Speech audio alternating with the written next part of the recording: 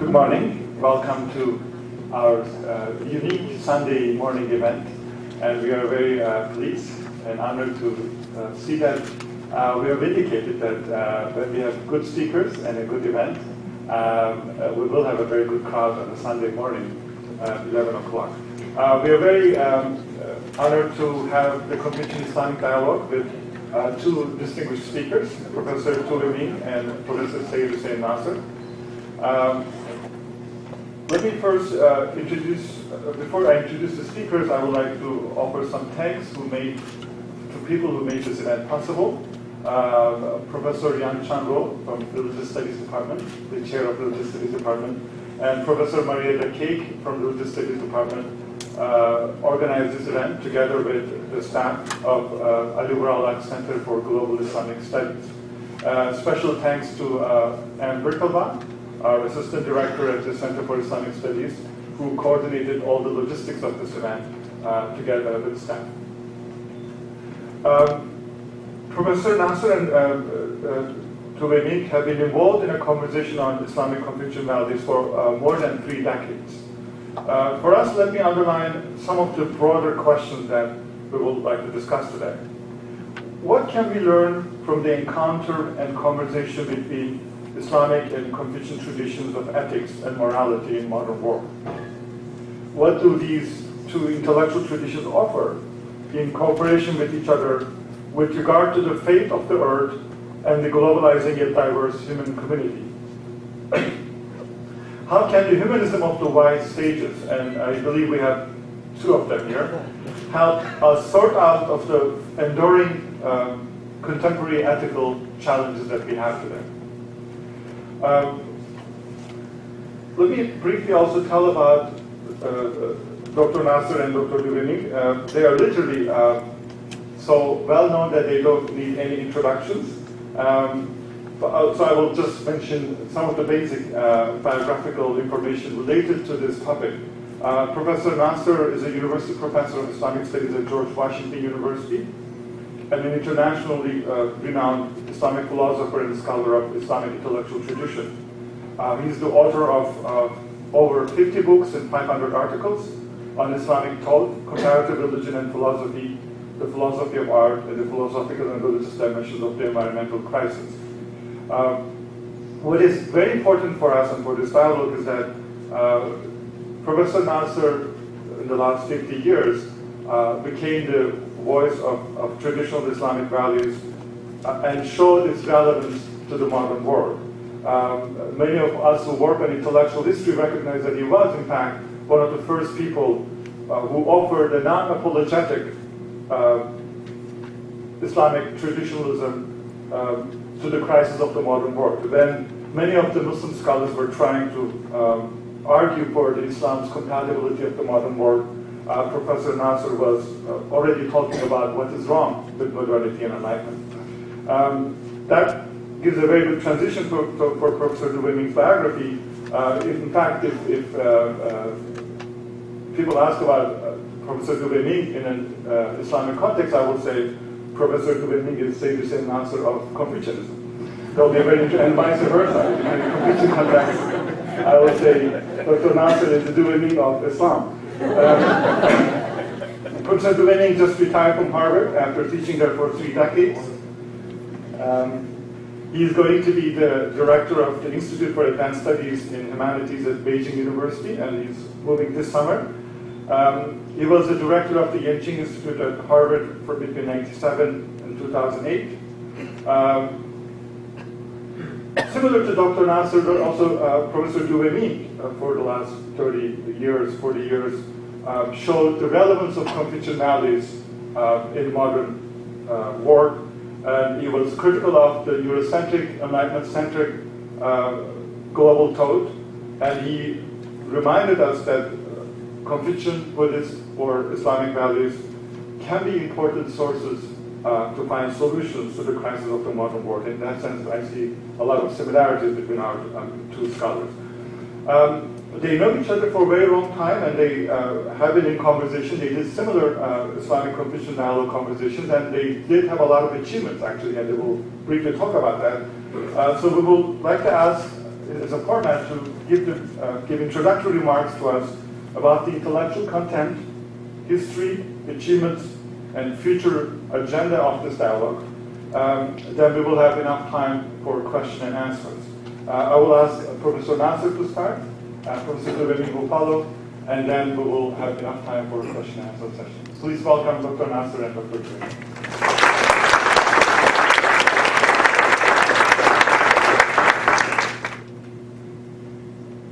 Usually in Islamic discourse, one begins with the name of God, Allah. But one could begin with the name of the Tao that cannot be named. And that shows exactly where Confucianism and Islam meet, at the highest level of reality. Today I'm going to speak to you for about half an hour about both the history of this dialogue and the history of the relationship between Confucianism and Islam, or China and the Islamic world in another sense, and also some of the points which I think have both been discussed before and are bound to be of great importance in the future dialogue between two civilizations. It was 48 years ago, 38 years ago, excuse me, when I met Tunghai in India, when the great Indian philosopher and scholar of global philosophy, East and West, Mahadevan, had created a very important conference in Madras, to which many distinguished scholars of both East and West, including some Western Islamicists such as Rigarte and of India, Olivier Lacombe, people like that were invited, the leading European scholars. And Mahadevan and I were friends, and at that time I lived in the vicinity of that area. I'm Persian, Iranian by origin. I was living in Tehran at that time, so it was not too far a distance, and we would come and go to Iran often. He said, one afternoon, he said, there's a young Chinese scholar I want you to meet. He's very gifted. And at that time, it was the height of communist China and Maoism and so forth. I had no interest whatsoever in a young communist kid speaking about philosophy. But I was utterly surprised when I met my dear friend Weiming. We became friends, and I saw in him a very precocious mind, interested in global issues, philosophy in its global sense, in which both of us have been interested all our life, and we associate with each other a great deal. As far as this dialogue is concerned between Islam and Confucianism, although we had a discussion of it in Beijing a few months ago, I think it was the only one on the surface of the earth that could have pulled me to come all the way to China, but I did. And we had a wonderful time together. But nevertheless, I think it needs some repeating here, because it's really a very important moment in modern intellectual history. It was in 1990, thereabouts, I don't remember, 89, 90, something like that, maybe 91. Professor Weiming and I were participating together in Honolulu in a conference. At that time, we were both editors of volumes of the Encyclopedia of World Spirituality. He was in charge of the Confucian volumes, and I of the Islamic volumes. And it's one race in which the Muslims beat the Chinese. I wrote out my 2 volumes, and it took a long time to complete. But we were in discourse all the time together. And one evening, after a long day, he told me, he said, look, this is a paper. I want you to go and take a look at it. This is not only a scholarly paper, but it's a position paper for political action. And this was the original essay of Samuel Huntington, which appeared later on in Foreign Affairs, before the book came out, Clash of Civilizations. I was very tired, but nevertheless, between 9 and 11 o'clock in the evening, I read very carefully this text. And the next morning, I told him how disturbed I was by this text. I said this was a very dangerous idea, and especially there, he mentions that the great danger for the West was an alliance between Islamic and Chinese civilizations. That he saw as the great danger. And we spoke about this and said, let's do something about it. Let's start having a dialogue together, because as I told him, I told everybody for decades, usually in the Orient, whenever you have a dialogue between you and the West, the different Orients very rarely have a dialogue with each other. When you say in India, East and West, that means India and Western Europe. When you're in China, it means China and Western Europe. But between China, India, the Islamic world, the Buddhist world, the Malay world, and so forth, and so on, very little dialogue. This is a remnant of colonialism, of course, is a form of colonialistic way of thinking. So there's never been actually a serious dialogue between Islam and Confucianism in modern times. So the first idea of having this dialogue was incubated really next morning at breakfast at the University of Hawaii. It just happened that after that I went to Malaysia. And Malaysia is one of the two Islamic countries in which there's a very large Chinese presence, the other being Indonesia. But in Malaysia it's even more important because 35% of the population is of Chinese origin. Some are Christians, but many of them are Confucians, Taoists, and Buddhists. And there's no other country in the world in which you have a 35% to 56, 57% Confucian Muslim population. At that time, the Deputy Prime Minister of Malaysia was Anwar Ibrahim, former student of mine, friend of mine, and he had organized a lecture to which about 2,000 people had come, including all the ministers in the cabinet and professors and president of universities. And there I spoke about this text of Huntington. It was the first time the Islamic world ever heard about the term clash of civilizations. And I said there that with my dear friend Weiming, we hope that we can start having a dialogue among ourselves in order to prevent clash of civilization. Why have clash? Why not have understanding? And that led to the very first conference that was held in Malaysia on this theme. Unfortunately, I was not able to attend. Two of my dear friends, colleagues, and former students, so my very best students, William Chittick and Sachiko Murata, who happened to be married to each other, I told them, you go in my place. And they went.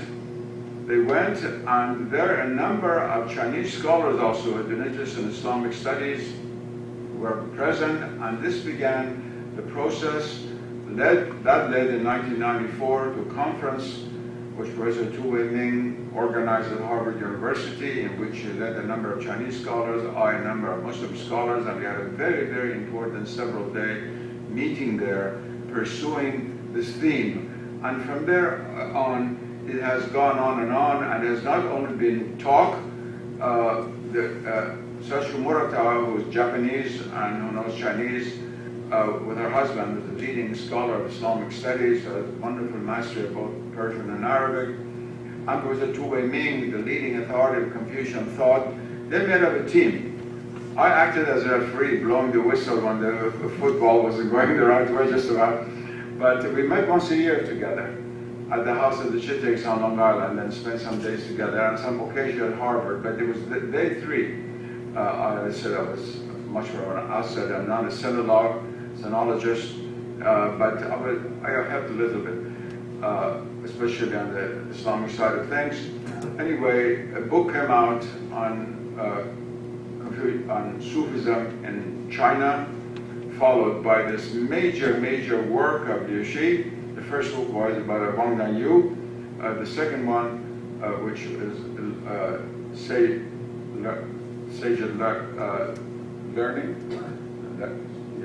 Learning, which is a 600-700-page book which the Harvard University Press brought out, which is one of the great masterpieces of scholarship of recent years, which is the fruit of this dialogue. So fortunately, this is going on. When I was in Beijing a few months ago, and the two of us had a dialogue at the University of Beijing on this issue, there was unbelievable interest, both among students and faculty and the public at large, and the articles written about it all over the place.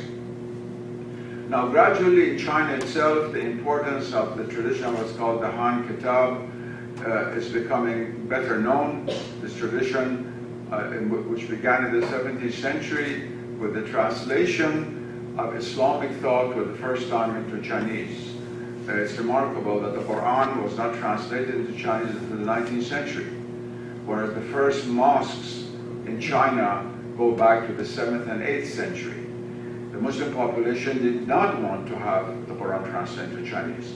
But in the 17th century, a new intellectual movement began led by people like Liu Shi and Wang Dayu and others, who were masters of Arabic and Persian, at the same time were masters of Confucian learning and classical Chinese, and very much attracted to new Confucianism. Liu Shi and people like that in the 13th century, so much more expansive exposition of Confucian teachings, what is usually known in the West as Neo-Confucianism. And these two began to produce Islamic works in Chinese, using Chinese concepts and terms, but corresponding to the Islamic reality. And the first texts that they showed were all Sufi texts by Abdul Rahman Jami and Nasafi and people like that, Persian Sufis of the centuries just before the 13th and 14th, around there. Of course, Jami belonged to the 15th century, but Nasafi belonged to the 13th century. Anyway, that itself was a very important event, and that has helped to lead to this idea of the importance of Islamic Confucian dialogue. Now, before I turn to the few points that I think are very important, let me just remind ourselves, especially for those who are Americans who don't know this part of the history very well.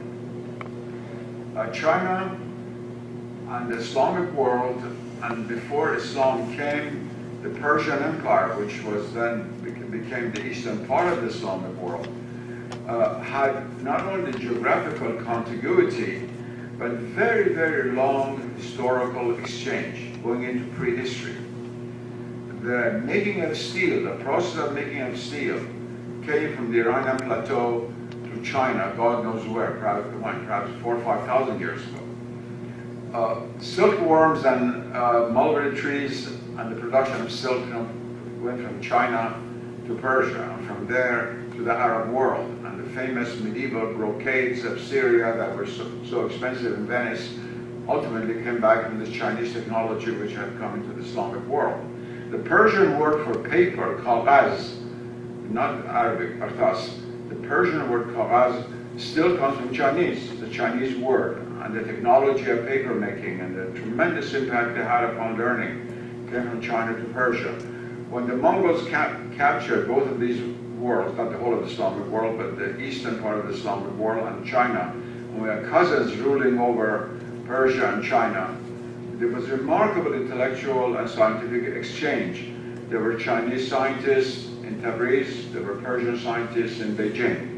When the great Wazir, the Grand Wazir, the Prime Minister, the Ilkhanids, Rashiduddin Fazlullah, established what's called a Rab-e-Rashidi outside of Tabriz, which is the first university city we know in history, long before the Soviets decided to build one outside of Moscow. The whole city devoted simply to learning. He invited a large number of Chinese scholars, and the first treatise on acupuncture that we have in the Islamic world is not a modern one. There are acupuncture places in Tehran and all over the place, but it goes back to the 14th century, to the 14th century manuscript from Tabriz, which I've seen with my own eyes, on Chinese acupuncture, but even showing the needles and all of these things that shows that it was done by someone who knew what he was talking about. It was not just theoretical, it was the art of practicing acupuncture and astronomy and so on and so on. I will not burden you. But these two civilizations, both in the pre-Islamic and Islamic period for this side and the whole Chinese tradition going back to the Emperor Yu, God knows when, prehistory, have had contact constantly with each other. And also it's very important to note for the dynamics of the present Chinese Islamic dialogue, at the heart of the Chinese being of course Confucian. The fact, which is bitter to mention, but nevertheless has to be mentioned, is that Chinese or Confucian and Islamic relations have never had a 1492. It changes the whole dynamic. Some of you are wondering what I'm alluding to. In the dialogue between Islam and the West, the expulsion of Muslims by force, or the forced conversion, or they were put to death after 1492 when the last Islamic center of power in Granada was destroyed. That has left a tremendous blemish on the dialogue that goes on. There are many mountains that have to be crossed and surmounted, you might say. Such a thing does not exist with China. It's true. The week I was in Beijing, 8 Uyghurs were hanged in Xinjiang. But at the same time, the main mosque in Beijing, which is 800 years old, is that 800-year continuous history, was full on Friday. We went there for prayers, and there were thousands, hundreds of, God knows how many people in the mosque. And the fact that there has not been this shock is very, very important in the future of the relationship between Islam and China, and especially dialogue between Islam and Confucianism. Now, this is a vast and new field. It's very rare now, late in human history, to discover a whole new continent, intellectual continent. But it has been discovered. And its major capitals, one of them is sitting here, is Weiming and Sachiko Murata, Chitik, others. There are a number of other scholars, and American scholars, and now some other Chinese scholars are coming into the field. And I believe that this would be one of the most fecund dialogues that can go on the globe. It incorporates a little bit less than 3 billion people. There are 1.5 billion Muslims, over 1,300,000,000 Chinese. Of course, there's an overlap of about 100 million, some people say tens of millions, others say Muslims within China. But nevertheless, a very large number of the human population, of the human collectivity. I use the word human race because we are more than one race. There's no such thing as human race. The human race says, technically speaking, that's why I usually avoid using that term. Now, when we deal with the Confucian tradition, of course, the Chinese Muslims who before wrote about it can be a very, very important guide for the rest of the Muslims. And throughout history, it was the eastern lands of Islam, especially Persia and Central Asia, that were so much aware of the Chinese presence. In North Africa and the Arab East, the awareness was not that great, although it was the Prophet of Islam who said, seek knowledge even if it be in China. So it was something at the awareness of that land far away. But for the eastern land of the Islamic world, it wasn't that far away. But nevertheless, it's this arrowhead of pioneers, of Muslim Chinese scholars writing about Confucianism, and is very, very precious for the Islamic side. I'm sure the books that he and Chitik and Sachiko have done are going to be translated into Persian almost immediately. I don't know whether they'll be translated into Arabic or not, but these days it's Persian and Turkish that are really the main carriers of everything that's occurring intellectually, unfortunately, more than Arabic. Not unfortunately for these two languages, unfortunately for Arabic. But it's certainly going to come out in Persian, and the first book is already out in Persian, and in Turkish. And the other way around also, this Han Kitab tradition can be very, very important for the Chinese Confucian side. As there is now more and more revival of interest in Confucianism in China itself, the period of the Cultural Revolution is over, and there are many important young scholars who are interested in this subject. You cannot imagine the intensity of interest of young students at the premier university of China, the University of Peking. When he and I had this dialogue together about Confucianism and Islam, I was really astounded. So we have this movement going on both sides. And I believe there are a number of points, although that have been discussed on the basis of my own suggestion and to Weiming's suggestion before, but are going to discuss also in the future. I just want to point to show how rich this dialogue can be. Let me start with the beginning, metaphysics, ultimate reality. There's a remarkable similarity, in fact, in a sense, unanimity of how the supreme principle, reality per se, is understood in the Neo-Confucian and Islamic philosophical and mystical and Gnostic traditions.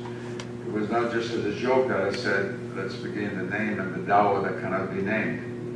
The late Toshiko Izutsu, the famous Japanese scholar, wrote a wonderful book called Sufism and Taoism. And if such a book were to be written for Sufism and Confucianism in the same way that he tried to approach thematically the major issues of metaphysics, the universal man, nature, and so forth, you will see how at the highest level, although Confucianism is usually identified with ethics, but the later new Confucian tradition, which is one of the richest metaphysical traditions we have in traditional philosophies, how at the highest level there are remarkable similarities, although of course the Tao is an impersonal understanding of the divinity, and in Islam, as in all Abrahamic religions, the personal aspect of divinity also comes in, it's very important. But metaphysically, it does not really pose a problem, because Allah is at once personal and metapersonal. Divine essence is beyond every conception, including that of the person. And so in a sense, the two traditions begin from the same place. Then we have the field of cosmology. It's here that I think you have a very, very rich tradition on both sides, which is not only of historical interest. I've been writing over 50 years about this issue. I did my Ph.D. thesis at Harvard in the 50s on this issue, and was published by the Harvard-Yenching Press called Editorial Islamic Cosmology, which still, unfortunately, after 50 years, is the only book on the subject that is read. I wish something else had been written and would be read. But anyway, some of you may have seen it. There, I mentioned 50 years ago, I mentioned now. Traditional cosmologies are not simply childish steps toward the development of mature modern cosmology. Modern cosmology is another discipline. The only relation it has to traditional cosmology is the name, because modern cosmology is an extension of modern physics. It's really extrapolation of terrestrial physics, so astrophysics, and all of the laws that it presumes are really terrestrial laws, which we observe extrapolated to way out there in the heavens. Whereas traditional cosmology deals with levels of being. Being is not confined only to the physical, to the quantitative, and so you have this very rich Chinese cosmology in many different schools. It's not only Neo-Confucian, there are Buddhists and Taoists, of course, remarkable Taoist cosmologies, but all of them have, again, incredible similarities to schemes of Islamic cosmology, and the Sage of Learning and other books like this, in fact, point these out. So we have a similarity of the worlds in which traditional China and traditional Islam breathed. Because traditional cosmology depicts the world in which we live, in the largest sense of the term. And so it's extremely important existentially. It's not only a theoretical subject. Then you have, of course, what everybody talks about Confucian, about ethics. And needless to say, both the Islamic tradition and the Confucian tradition place a very important prize upon the importance upon ethics, of centrality of ethics in human life, both personal and social. That's obvious, but there's one point that we need to work on a lot more on both sides. I hope in future dialogues with the New Institute now that Dr. Kunming has in the University of Beijing, that would be a very good place to do it, is the following. We have lost, except for a few fringe preachers, the relationship between human ethics and cosmic events. The two are no longer related. Even in the West, in the old days, if there was an earthquake, people would think that is a punishment for people's sins. There was a relationship between human action and cosmic events. This has been totally lost thanks to modern science. Nobody talks about it anymore in the mainstream. It was very interesting, just yesterday's Washington Post. There were a number of articles, is there a moral dimension to the destruction of the Gulf of Mexico? I suggest that you read that, because it brings out this issue again, because of this unbelievable catastrophe that human beings have caused as a result of worshiping the god of technology, which nobody is willing to criticize. No one is willing to criticize this god. The sacrifices we make, blood sacrifices at his feet. Now, Confucianism and Islam, in contrast, emphasize always that human ethics is not divorced from the cosmos, from cosmic laws, as a cosmic dimension to it. And it is in light of that both Professor Weiming and Mircea Eliade, the great Romanian scholar of religion, coined the term anthropocosmic man. He wrote some years back that at the center of Confucian thought is the idea of anthropocosmic man. That is, man, of course, means mensch, wir, not just a male. The human being, man, in that sense, both male and female, is not only a biological terrestrial being confined to its social and human, what they call human relations, but as a cosmic dimension to it. There is an interrelationship between us and the cosmos. And in fact, the two realities cannot be separated. And that's what's called anthropocosmic. And this is totally against the grain of everything that modern thought has taught since the Renaissance, in which we are pulled as an island outside of nature, independent of nature, to dominate nature, and find, of course, nature is going to take good care of us at the end. We haven't got to the end yet, but we're getting there very fast. This idea is shared of the anthropocosmic reality between China or Confucianism and also Taoism and Islamic thought. And this is something that must be pursued because this is directly to the question of the environment. Of course, the environmental crisis is a global crisis. The main responsibility lies at the feet of the civilization that created modern technology, secularized the world, and believed that the goal of technology is the total domination of the world as Western civilization, which first began to pollute the rivers, Thames River, long before the Ganges was polluted or the Yangtze was polluted. But since the 19th century, everybody shares, of course, in the responsibility. You cannot blame the tremendous environmental crisis in China and anybody else but the Chinese. And the same for India and the cutting up of over half of the forests of the Himalayas. Over half of the forests of the Himalayas are being cut. The Ganges River is dying. You cannot blame that on Americans in Louisiana. But indirectly, of course, if you look at the whole historical process, there's a great deal of blame for those who created this worldview with which they were able to dominate other civilizations, which then tried to become independent and therefore follow the very very steps that leads to the suicide. Now, the idea of the anthropocosmic man, I believe, has a very important impact upon the question of the environmental crisis. I know that a country like Communist China, which is formally at least still Marxist and communist, it's very difficult to talk about the spiritual crisis that underlies the environmental crisis, something which I've spoken about for half a century. But nevertheless, there are many, many people who are aware of it. This is more than just a question of bad engineering. In the Islamic world also, we're having tremendous environmental crises. In one form or another, I don't want to criticize other countries, the country from which I come, Iran. I just did an interview with the leading newspaper in Tehran 2 days ago on this issue because of the tremendous crisis that is going on in different places. This blind sacrifice before this new god, the god of Fan al-Bari in Persian, that is a modern technology, which has made people so impervious to its consequences. So you might say the whole world, but especially the Islamic Chinese world, which are next to each other, are in the same boat as far as this is concerned. And the two civilizations which are among the worst to suffer the consequences of the environmental crisis in one way or another. The Africans are much more in a passive way. They're at the receiving end of things.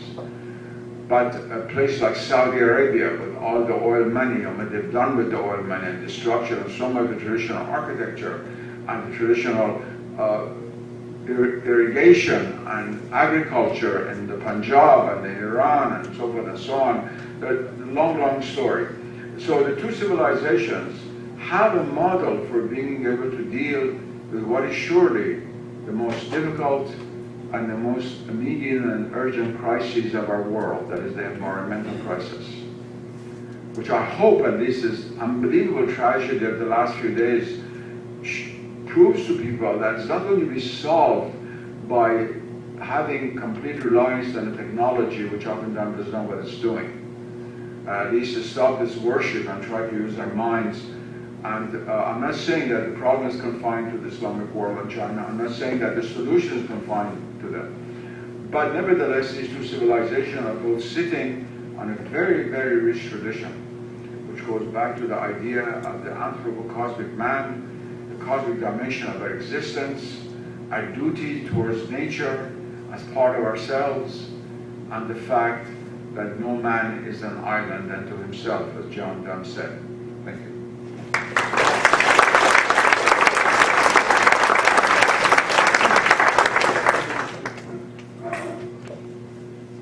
Let me first thank Professor Annan to introduce both of us. And of course, it's both a pleasure and honor to meet Professor Nasr again to share on the same platform. And I will offer basically a footnote to what is elaborated in such an eloquent way. I think the reason that I would like to establish an institute for advanced humanistic studies, a number of reasons. One of the most important reasons is to develop a center for dialogue among civilizations. And I made a deliberate attempt that a center, instead of involving the East-West dialogue, which is totally unavoidable, basically a dialogue with the Islamic world and with India. And of course, the West is always in the background. Sometimes in a positive way, it's not totally negative, but often it's a threat that we need to recognize. I've been involved in a Chinese-Indian dialogue more recently. And we organized two meetings, one in Delhi, one in Beijing, on the theme of the Indian and Chinese philosophical reflections on knowledge, wisdom, and spirituality. Recognizing that China for a long time had been the beneficiary of Indian civilization through Buddhism. Without Buddhism, it's almost impossible to imagine the second epoch of Confucian humanism. But at the same time, we want to recognize, I think almost approaching 100 million, but at least 80 million or so Chinese Muslims, Chinese-speaking Muslims. But of course, Professor Nasr made a reference to the non-Chinese speaking Muslims of the Uyghurs.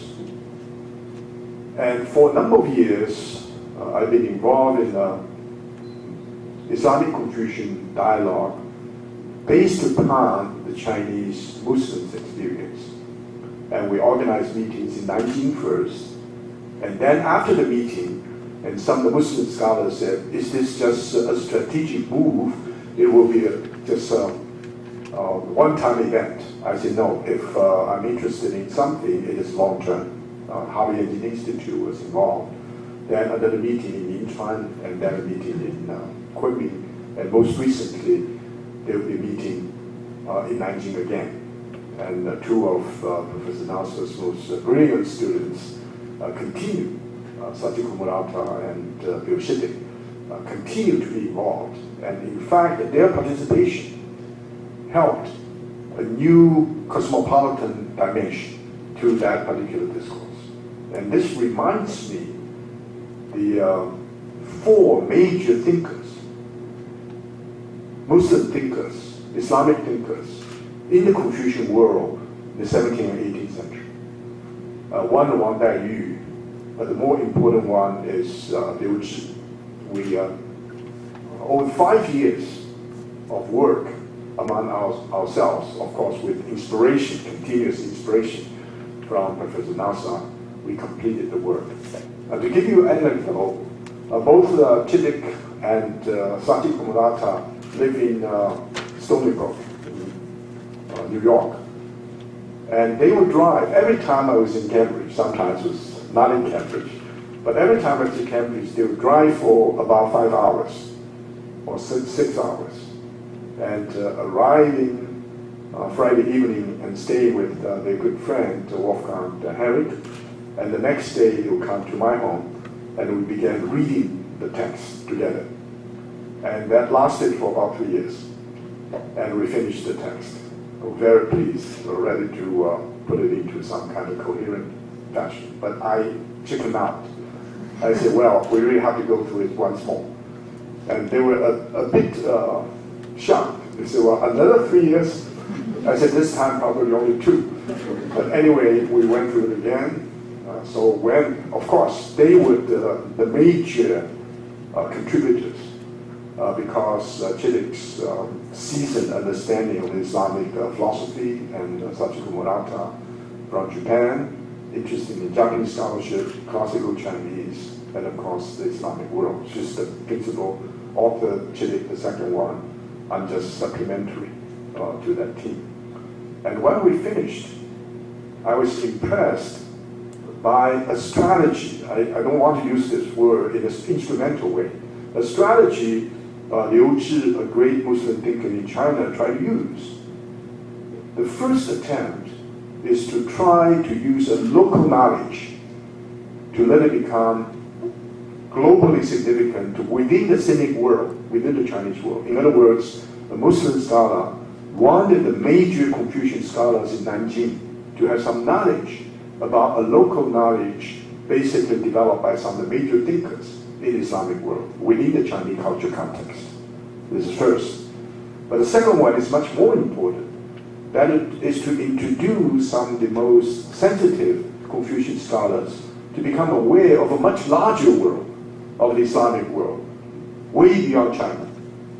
At the time, even way beyond the Persian legacy.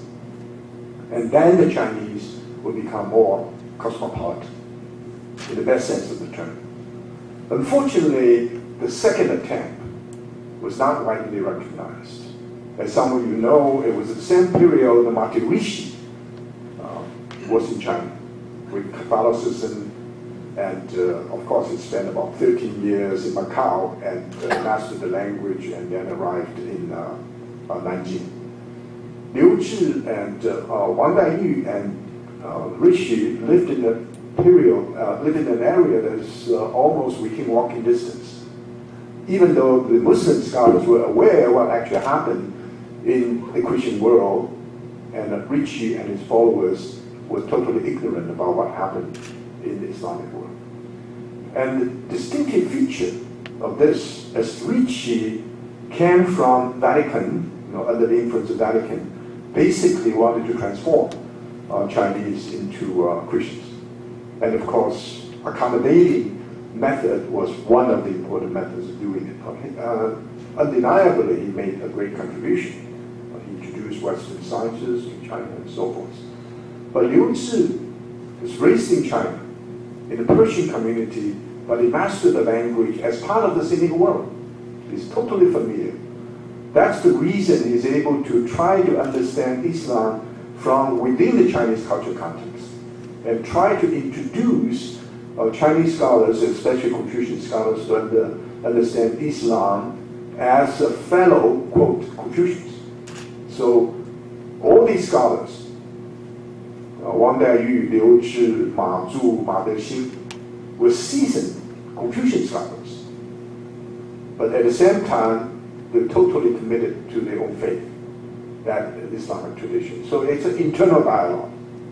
And I was just fascinated by reading his book to go through this dialogue. And it was eye-opening experience. And that's, therefore I totally agree with Professor Nasr. There's a lot of points of convergence. Mutual learning becomes absolutely critical. But let me suggest one historical note, or his historical background. That is the emergence of the Enlightenment mentality in the world. For a while, even today, it's one of the most powerful and influential ideologies in human history. There's some positive contributions, of course, controversial. Market economy, democratic polity, civil society, modern universities, and multinational corporations or bureaucracies all came out of this, both socialism and capitalism. And some values, these are great values actually, liberty, rationality, human rights, and dignity of the individual, due process of law. But there's a negative side, the shadow of enlightenment, and sometimes totally ignored by scholars in the West, and not even appreciated or understood by scholars in East Asia. Because that mentality is basically anthropocentric and radically secular and extremely aggressive towards nature. As you know, Bacon considered knowledge as power rather than knowledge as wisdom. So to understand is not to appreciate. To understand is to control, to master. Therefore, this God, a new God of technology, emerged in a very powerful sense. And right now in China, I think one of the most powerful ideologies is scientism, the belief that the human ingenuity, the social engineering will solve all the problems. And this has brought us to a major disaster. And the potential of this destructive power is obvious and very rarely totally recognized by both the intellectual and the political elite. That's an extremely difficult dilemma that we're confronted with. So the time is ripe for not only dialogues among civilizations, but the possibility of developing a dialogical civilization. That dialogical civilization is the contribution of all the great spiritual traditions, Islamic, Confucian, Taoist, Hindu, and so forth, to face up to this challenge. And I must say that some of the most sensitive and brilliant minds in the West have also become quite critically aware of the fact that this is something we have to deal with. Ironically, people in East Asia, and sometimes even in the Islamic world, will become so much overwhelmed by the enlightenment mentality when some of the brilliant minds in the West began to critique this tradition, and East Asian people began to embrace it again and say the scientific development is something that we need to do at the expense of the environment and of the organic solidarity of the human community, a sense of meaning of life, a cosmology, as Professor Nasr pointed out, that is not simply an area of speculative metaphysics. It's a lived reality of understanding the human in both cosmological and anthropological terms. And this becomes a real challenge. And I hope our exchange will be based upon some of these issues. And I will refer to the beginning of the Enlightenment in the 17th century and the major thinkers that shaped the Enlightenment, such as Voltaire, Leibniz, and Diderot, Gally, and earlier Montaigne, were deeply impressed by the Confucian tradition. So they're indebted to the Confucian tradition and trying to develop a particular mode of thinking in the West. But from a historical perspective, we realize the move in the beginning seemed promising, but gradually it became totally immersed in a kind of hubris and in a kind of ignorance of understanding a larger world, especially the world of the cosmological order, the great cosmic transformation, the world of the transcendent, which is not simply out there, but which is a living reality here. And so we have a task, and it's extremely difficult one. I'm realistic. I'm not just romantic assertion about what we can do. So even just a little bit of transformation or transformative possibility will be able to become a source of inspiration. That's the reason I think we all cherish the hope that these great minds which shaped the meaningfulness of our world today will re-emerge as a source of inspiration for us to continue. And I would like to see another response from Professor Nasr. Thank you.